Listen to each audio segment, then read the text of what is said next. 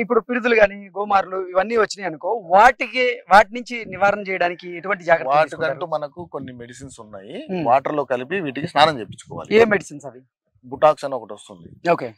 దాంట్లో ఒక మెడిసిన్ ఉంటుంది. అంటే ఇది కంపెనీ బుటాక్స్ అని పేరు పెట్టుకునేది దానికి. హ్మ్. దాంట్లో సైపర్మెథ్రిన్ అని లేదంటే డెల్టామెథ్రిన్ అనేసి హ్మ్. మెడిసిన్స్ ఉంటాయి. హ్మ్. పురుగుల మందులు ఇవి. హ్మ్. సో అవి ఏం చేస్తా, వాటిని మనం ఒక పెద్ద డ్రమ్ము నీటిలో ముందు వేసేసుకొని, హ్మ్. అంటే 1 లీటర్ వాటర్ కి 2 ml ఆ బుటాక్స్ అనే లిక్విడ్ కలుపుకోవాలి. హ్మ్. ఫస్ట్ జీవాలన్నింటినీ మనం వర్షంలో ఎలా తడుపుతామో అలా తడిపేసి హ్మ్. ఆ వాటర్ ని పైనుంచి మనం చిలకలేస్తారా? చిలకరించడం కానీ పోసేయాలి అంతే. ఓకే. పోసేసి వదిలేస్తాము.